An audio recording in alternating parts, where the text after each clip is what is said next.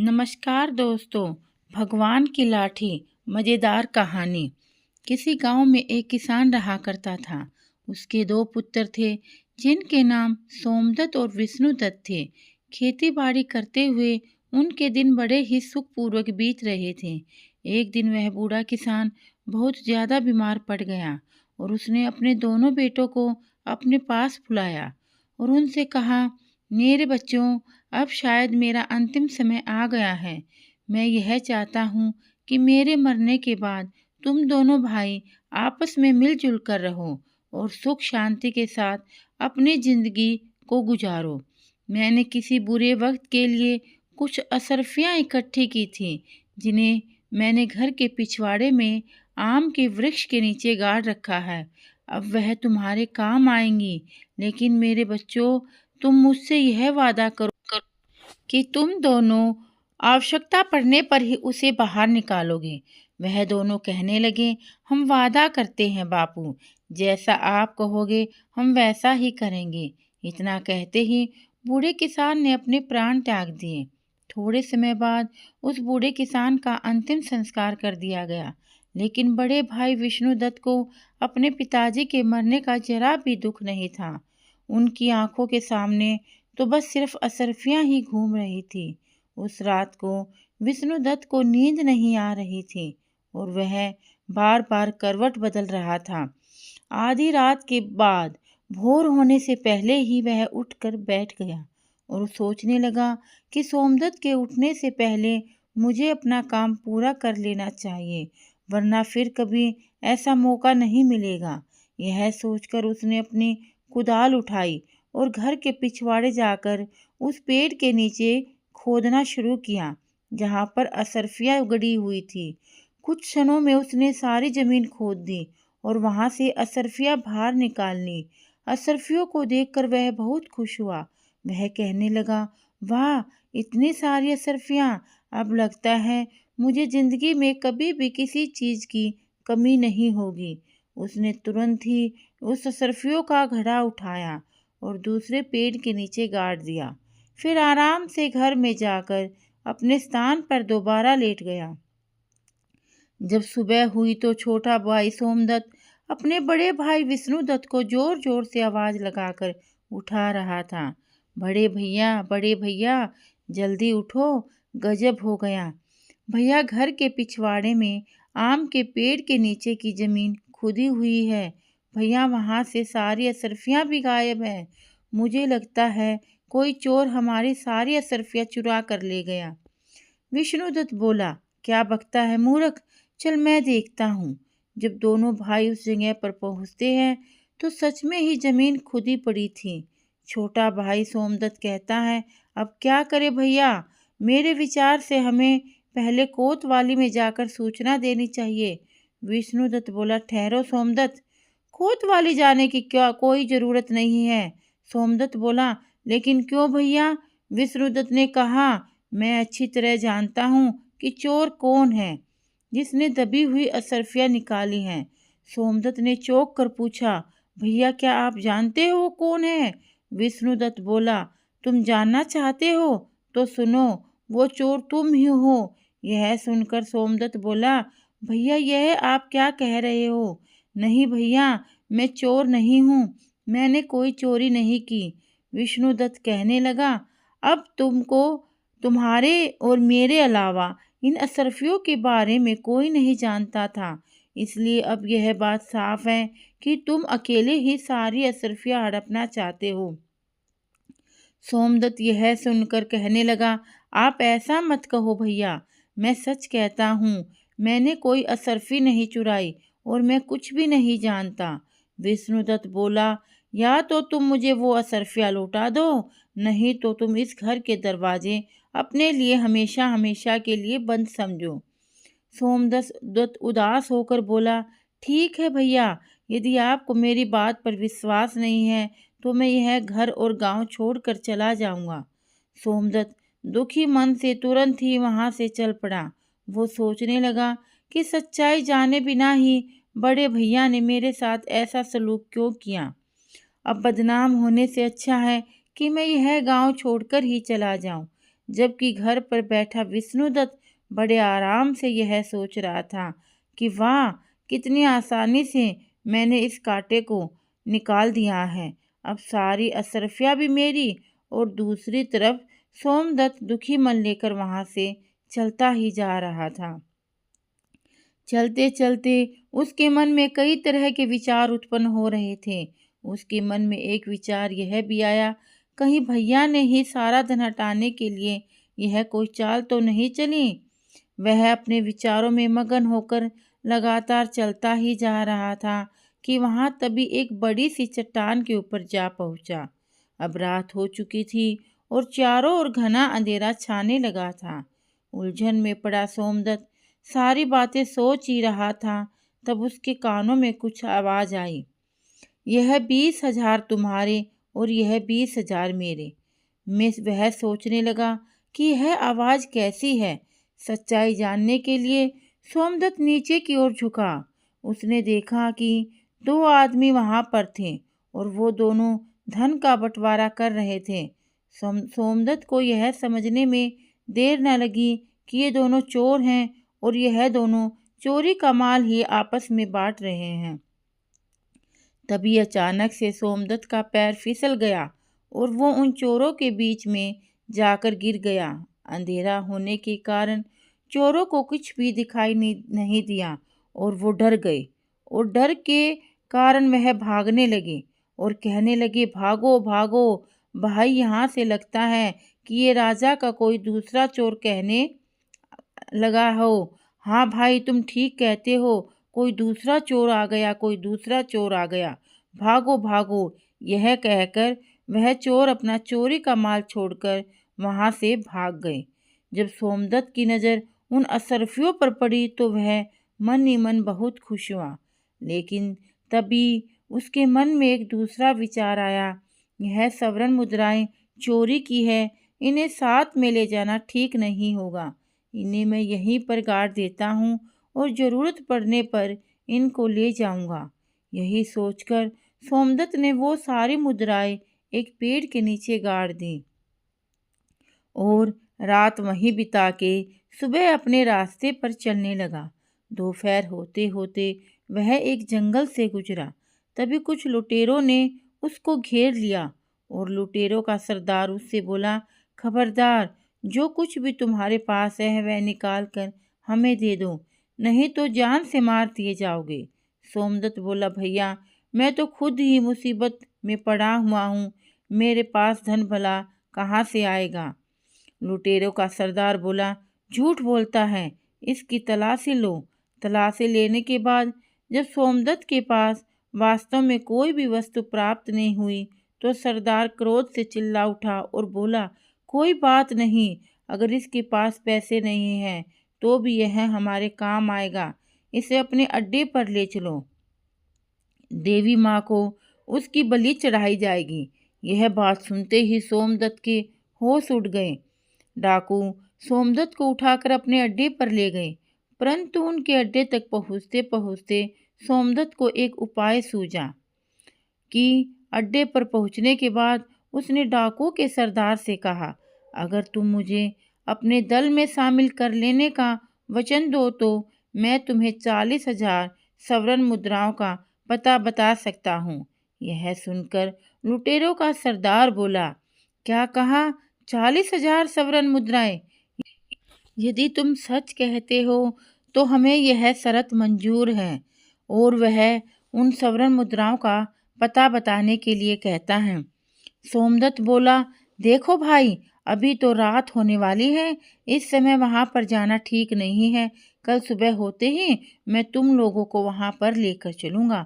लुटेरों का सरदार बोला, ठीक है, लेकिन खबरदार, हमारे साथ कोई भी चालाकी करने की कोशिश की तो, वरना अंजाम बुरा ही होगा।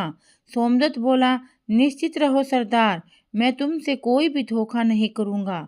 और अगली सुबह सोमदत्त उन चोरों को उसी जगह पर ले गया जहां पर उसने उन सोने की मुद्राओं को छुपाया था।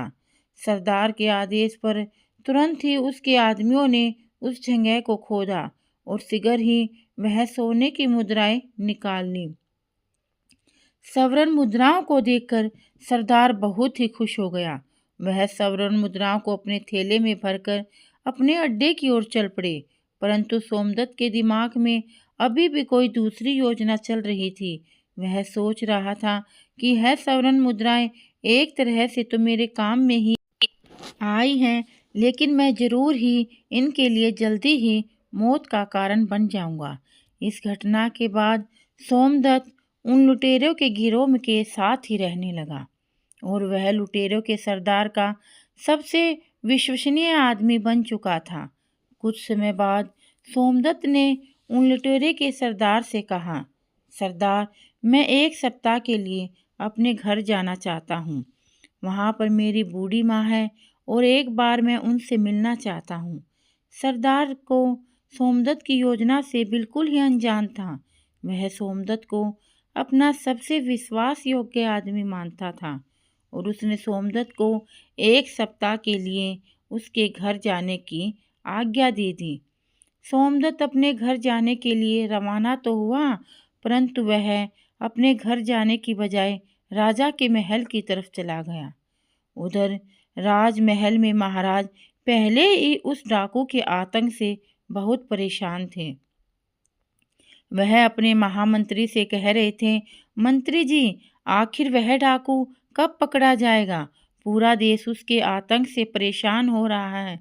मंत्री जी बोले, मैं अपनी तरफ से पूरी कोशिश कर रहा हूँ महाराज। वह आतंकी जल्दी ही अपने कारागार में नजर आएगा। उसी समय वहां पर एक पहरेदार आया और बोला, महाराज की जय हो, महाराज की जय हो। एक व्यक्ति आपसे डाकू जगीरा के संबंध में मिलना चाहता है। महाराज बोले, अच्छा, तो उसे तुरंत यहाँ लेकर आओ। कुछ समय बाद ही वो पहरेदार सोमदत्त को राजा के सामने लेकर गया और सोमदत्त बोला, महाराज को मेरा प्रणाम, मेरा नाम सोमदत्त है।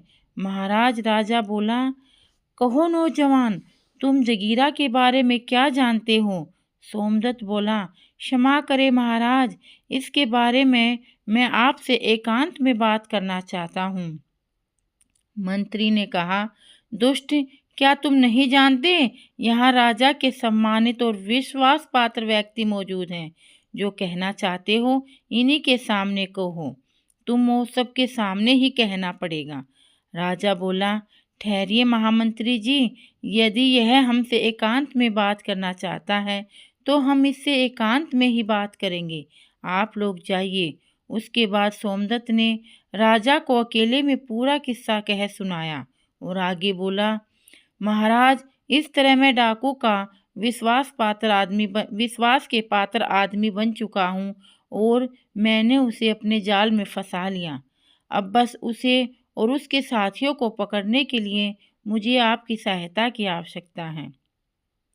यह सुनकर राजा बोला, बहुत खूब नौजवान, तुम्हारी चतुराई और साहस से मैं बहुत ही खुश हूँ। उस भयानक डाकुओं को पकड़ने के लिए जो भी सहयोग चाहिए मैं करने को तैयार हूँ। कहो क्या करना होगा? सोमदत्त बोला, महाराज, परसों रात को आप कम से कम अपने 500 सिपाहियों को मेरे साथ भेजें। मैं उन सभी को उन डाकुओं के अड्डे पर ले जाऊंगा जहां पर वह सैनिक उन डाकुओं पर आक्रमण कर देंगे और उन डाकुओं के गिरोह को गिरफ्तार कर लिया जाएगा। राजा बोला, बिल्कुल ठीक बेटा, तुम्हारी सलाह बिल्कुल उचित है। तो यह तय रहा कि हम परसों रात को सैनिकों को तुम्हारे साथ भेजेंगे। तब तक तुम यहीं राजमहल में रहो। उसके 2 दिन बाद सोमदत्त अपनी योजना के अनुसार सैनिकों को लेकर डाकुओं के अड्डे पर पहुंच गया। सैनिकों की टुकड़ियों ने डाकुओं पर आक्रमण कर दिया और कुछ ही समय में सैनिकों ने उन डाकुओं को गिरफ्तार भी कर लिया और उनमें से कुछ डाकू मारे भी गए और जो बचे हुए थे उनको महाराज के सामने पेश किया गया। वहां पर सोमदत्त को देखकर डाकू सरदार मन ही मन सोचने लगा, कितना बड़ा धोखा हो गया। इस शैतान के बच्चे सोमदत्त ने हमें कहीं का नहीं छोड़ा। अगले दिन दरबार में सभी दरबारियों और मंत्रियों से विचार विमर्श करने के बाद राजा जयसिंह ने उन सभी डाकुओं को एक ही सजा सुनाई। इन सभी खूनी दरिंदों को हम सजाए मौत देते हैं। सैनिकों, अब तुम्हें इन्हें ले जाओ और अगली अमावस्या के दिन इन्हें फांसी पर लटका देना। इसके बाद राजा जयसिंह ने कहा, सोमदत्त, तुम्हारी बहादुरी से हम बहुत ही प्रसन्न हैं। आज से हम तुम्हें अपना सेनापति नियुक्त करते हैं। सोमदत्त ने यह सुनकर कहा, आपका धन्यवाद महाराज, जो आपने मुझे देश की सेवा करने के लायक समझा। उधर दूसरी तरफ सोमदत्त का बड़ा भाई विष्णुदत्त अपने पिता की मेहनत की कमाई का बुरे कामों में बर्बाद कर रहा था। उससे जुआ खेलने की बुरी लत लग चुकी थी। वह शराब और जुए में अपना सारा पैसा बर्बाद कर चुका था। उसकी हालत इतनी बुरी हो चुकी थी कि अब उसके पास खाने के लिए अन्न तक भी नहीं था। पूरे गांव में वह इतना बदनाम हो चुका था कि अब उसे गांव में कहीं भी कोई भी काम नहीं मिल रहा था। इसलिए उसने यह निश्चय किया कि इस गांव में भूखा मरने से अच्छा है कि मैं किसी दूसरे गांव में जाकर कोई काम धंधा ढूंढूं। इसी तरह वह चलता चलता उसी राज्य में आ पहुंचा जहां पर उसका भाई सोमदत्त सेनापति था। उसी नगर में वह किसी सेठ जी की दुकान पर गया और उनसे पूछा, सेठ जी, क्या मुझे कोई काम मिलेगा? तो सेठ जी ने उससे कहा, अरे भाई, तुम तो चेहरे से ही चोर लुचक्के लगते हो, तुम्हें भला कोई क्या काम देगा?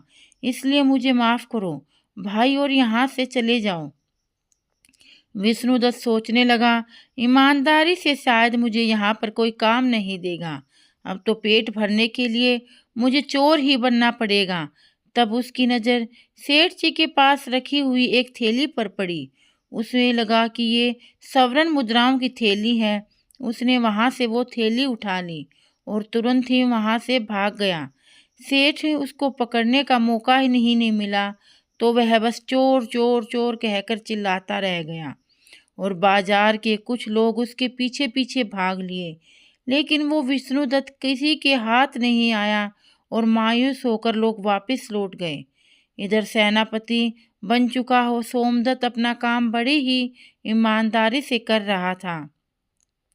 एक दिन महाराज ने सोमदत्त को बुलाया और कहा, सोमदत्त, तुम एक बहुत ही बहादुर, बुद्धिमान और नेक आदमी हो। मैं चाहता हूँ कि मेरी बेटी निशा के साथ तुम्हारा विवाह कर दिया जाओ। कहो, इस पर तुम्हारा क्या जवाब है? सोमदत्त ने कहा, महाराज, यदि आपकी यही इच्छा है तो मैं इनकार कैसे कर सकता हूँ। मुझे यह विवाह स्वीकार है। और कुछ ही दिनों में एक शुभ मुहूर्त देखकर दोनों का विवाह संपन्न करा दिया गया। विवाह को अभी कुछ ही दिन बीते थे। महाराज ने सोमदत्त को कहा, बेटा सोमदत्त, अब हम बूढ़े हो चुके हैं और इसलिए हम चाहते हैं कि अब राज्य की बागडोर तुम संभाल लो। अगले ही दिन सोमदत्त का राज तिलक कर दिया गया।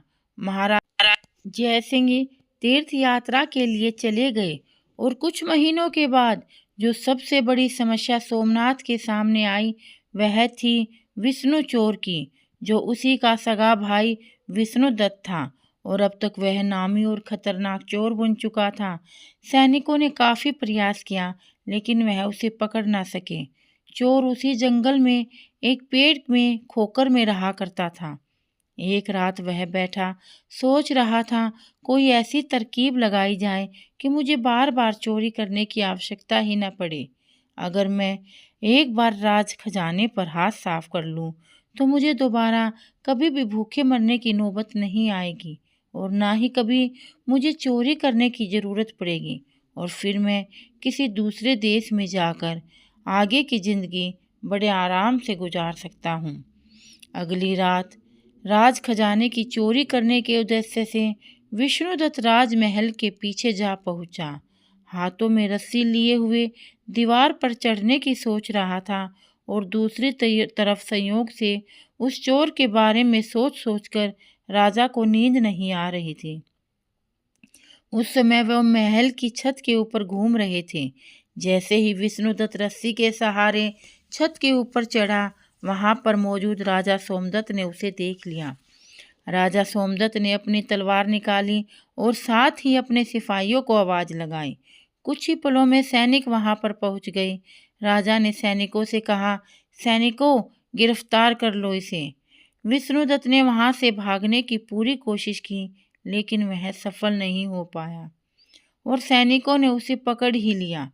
सोमदत्त उसे देखकर बोला, तुम तो विष्णुदत्त हो मेरे भाई, लेकिन एक नामी चोर में यह सपने में भी नहीं सोच सकता कि मेरा भाई एक चोर है और आप इतने बड़े चोर हो सकते हो। उसने आदेश दिया, सैनिकों ले जाओ और उसे कारागार में डाल दो। सुबह ही दरबार में हम इसकी सुनवाई करेंगे। विष्णुदत्त को अब कारागार में डाल दिया गया।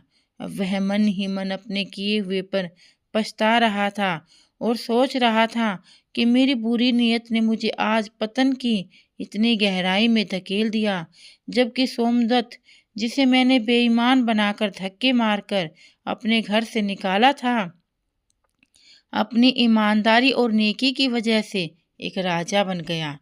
और मैं जिसके पास सब कुछ था, मेरे पास पिता का दिया हुआ सारा धन था, और मैं एक चोर बनकर आज उसके बंदी घर में पड़ा हूँ। इधर सोमदत्त की आंखों में भी नींद का नामो निशान नहीं था। वह सोच रहा था कि कल का दिन मेरी जिंदगी का बहुत ही कठिन दिन होगा। मुझे एक बहुत ही भयानक अग्नि परीक्षा से गुजरना होगा। क्या इस परीक्षा में मैं कामयाब हो पाऊंगा? मुझे यह समझ नहीं आ रहा। काश महाराज ने मुझे राजपाट ना सौंपा होता। अगले दिन दरबार में चोर विष्णुदत्त को पेश किया गया। महाराज ने उससे कहा, विष्णुदत्त, तुम्हारे ऊपर लगाए गए सारे चोरी के इल्जाम प्रमाणित हो चुके हैं। क्या अब तुम्हें अपनी सफाई में कुछ कहना है? विष्णुदत्त बोला, बस इतना ही कहना चाहता हूँ महाराज कि मुझ जैसे शैतान को आप इतनी कठोर से कठोर सजा दें कि भविष्य में चाहकर भी कोई चोरी न करे। इससे सोमदत्त ने ठीक कहा, हम तुम्हें ऐसी ही सजा देंगे। सोमदत्त, सैनिकों, ले जाओ इस चोर को और इसका एक हाथ एक पैर काट दिया जाए और इसके बाद इसे देश की सीमा से बाहर निकाल दिया जाए। सोमदत्त का यह इंसाफ देखकर उसकी प्रजा और मंत्री सब उसकी जय जयकार करने लगे। राजा की आज्ञा का पालन किया गया और चोर विष्णुदत्त का एक हाथ और एक पैर काटकर उसे राज्य की सीमा से बाहर निकाल दिया गया। जब वह देश छोड़कर जा रहा था तो तभी उसके सामने राजा सोमदत्त आ गए और सोमदत्त को देखकर विष्णुदत्त बोला, महाराज, काश आपने मेरा एक हाथ पैर काटने की बजाय मुझे मौत की सजा दी होती। ऐसा करके तो आपने मुझे तड़फ तड़फ कर मरने के लिए इस दुनिया में छोड़ दिया। सोमदत्त ने कहा, उस समय तो मैं एक राजा था, परंतु अब आपके सामने राजा सोमदत्त नहीं बल्कि आपका छोटा भाई सोमदत्त खड़ा है। एक राजा होकर मैंने एक चोर को सजा देकर अपने धर्म का पालन किया और अब एक भाई अपने भाई के पास अपने धर्म और कर्तव्य का पालन करने के लिए आया है। विष्णुदत्त ने कहा कि मैं उसको समझ नहीं पाया। सोमदत्त बोला, भैया, मैं जानता हूँ कि एक हाथ एक पैर काटने की वजह से आप कभी भी कोई काम नहीं कर पाएंगे और इसके लिए आज मैं आपको कुछ धन देकर जाऊंगा। इस थैले में कुछ स्वर्ण मुद्राएं हैं जो कि मेरी मेहनत की कमाई हुई है। मुझे उस विश्वास है कि इतने धन के साथ आप किसी दूसरे देश में अपना जीवन आराम से व्यतीत कर सकते हैं। लेकिन भैया, आप इनकार मत करिए, नहीं तो कभी भी मैं अपने आप को माफ़ नहीं कर पाऊंगा। यह सुनकर विष्णु बोला, तुम कितने महान हो। ईश्वर हमेशा तुम्हें इसी तरह से खुश रखे। फिर दोनों ने आपस में गले लगकर एक दूसरे से बड़े ही भारी मन से विदा ली। बड़ा भाई छोटे भाई से कहने लगा, मेरी ईश्वर से यही विनती है कि मुझे हर जन्म में तुम्हारे जैसा ही भाई मिले। और दोनों भाई अपनी अपनी राह पर वापस चले गए।